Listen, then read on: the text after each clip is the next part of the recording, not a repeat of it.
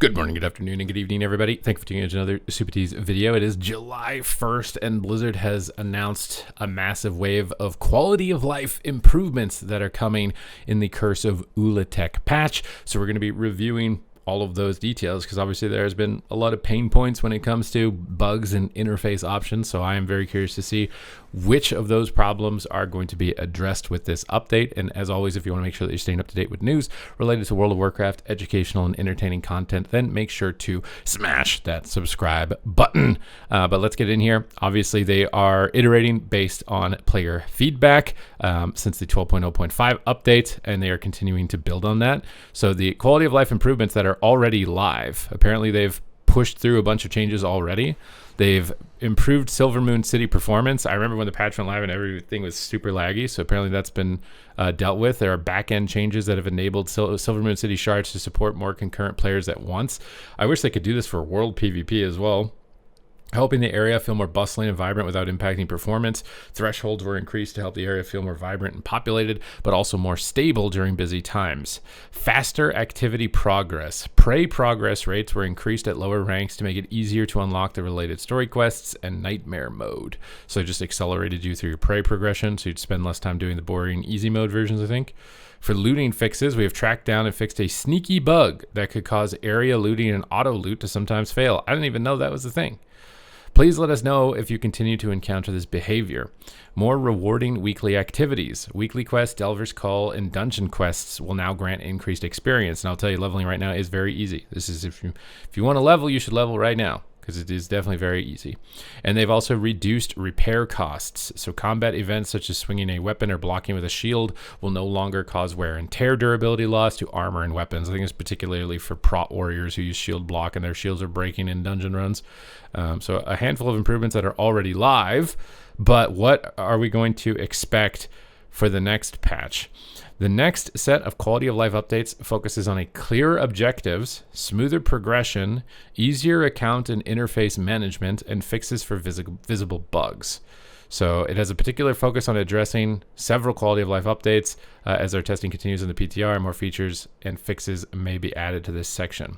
So for progression, convenience, and reward clarity, in the Curse of ula'tek, we will be adding a one-time profession knowledge reset once per profession to reset all spent knowledge points and allow players to reassign them freely. So if you're a profession player, I have not experienced this as a pain point, but if you are, hopefully this is going to help you out with that pain point.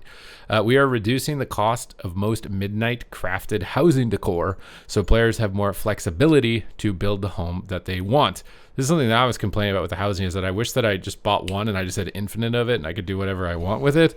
Because like going out and buying 4 chairs and realizing you need 6 and then having to go back is just like, is a lot.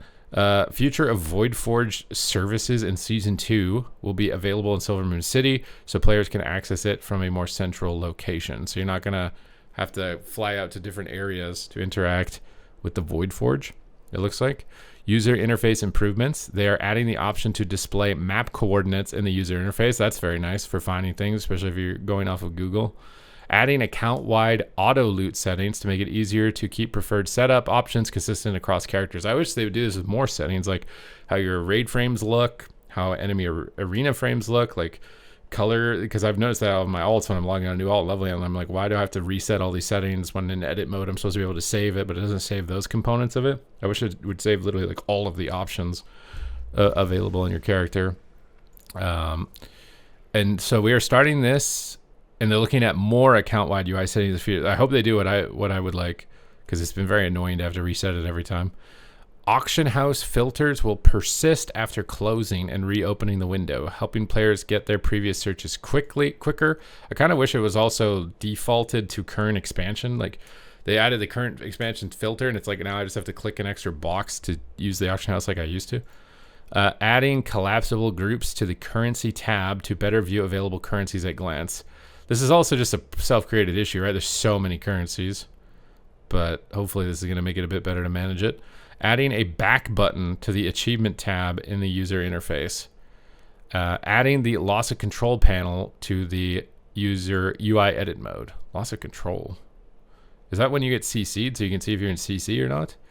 I guess that's one of the things that I wish was there.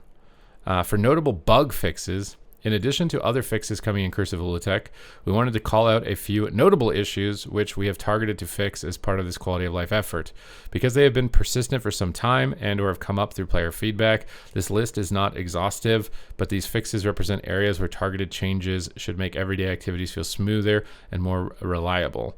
We have identified a number of recurring patterns that could cause players to become stuck in outdoor world combat far longer than expected.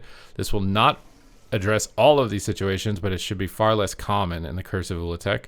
We have resolved a bug causing transmogrified gear to sometimes be incorrectly displayed on the character select screen. I haven't seen that. A rare bug where Valera would sometimes suddenly die in delves has been fixed. Excuse me? They've addressed a bug where players would occasionally be dismounted when flying in Zulaman and Eversong Woods. These are just like so insanely random. Like what? I don't know if I've ever experienced that, but they seem so insanely random. And then improving the player experience. Quality of life improvements often come down to the details. In Curse of ula'tek and beyond, we will continue looking for ways to make World of Warcraft easier to navigate and more enjoyable to play. We deeply appreciate all the feedback on ways we can improve the World of Warcraft player experience, and we will continue to make efforts to address these improvements as opportunities arise. I really hope they fix the debuff filtering for raid frames in PvP content, right? Like when you have a rogue attacking, you're putting poisons on you, their debuff frame just gets spammed with so many debuffs. I'd really like some improvements towards that interface, because it just makes it almost unplayable in a lot of those situations. I mean, it's good that they're looking at this, but some of these bugs are just like so insane that I can't even believe that they existed in the first place to some extent. Like some of these bugs are so massive. Like what exactly is going on, man? But they're just updating us, letting us know. A lot of it seems to be focused around just kind of casual solo content. We don't see a lot of it, at least, oriented towards any sort of like end game content, Mythic Plus, PvP, or raiding. Hopefully that means that they will be addressing it, but maybe just not right now. We will have to wait and see. But that's it for this video. Thank you guys very much for tuning in, and I will see you in the next one.